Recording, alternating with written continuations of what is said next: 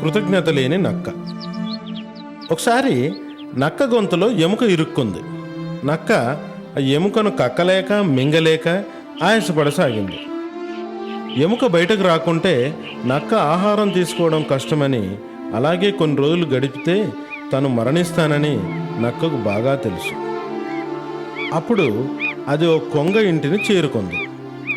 కొంగతో ఇలా అంది: కొంగ బావా, దయచేసి నాకు సాయం చేయవా? నీ పొడుగాడి ముక్కు నా గొంతులోకి వెళ్ళగలదు.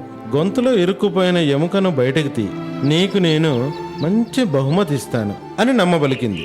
నక్క గొంతును పూర్తిగా తెరచి ఉంచింది. దయగల కొంగ అతని మాటలు నమ్మింది. కొంగ తన పొడవాటి ముక్కుతో నక్క గొంతుకులోని ఎముకను తీసివేసింది.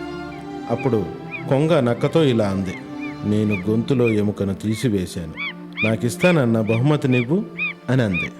నక్క: బహుమత? ఎలాంటి బహుమతి? నీతో నేను ఏ వాగ్దానం చేసిన జ్ఞాపకం లేదే అంటూ ఎంచక్క నక్క వెనక్కి తిరిగి వెళ్ళిపోయింది. అలా వెళ్తున్న నక్కను చూసి కొంగ నిర్ఘాంతపోయింది. ఇందులో నీతి: క్రూర మనస్కులు జాలిని చూపలేరు.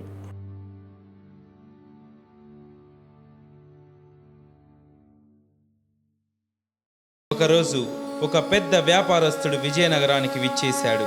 మహారాజు గారు అతన్ని సాదరంగా ఆహ్వానించి ఆతిథ్యమిచ్చారు. ఆ వచ్చిన వ్యాపారి మంచి భోజన ప్రియుడు.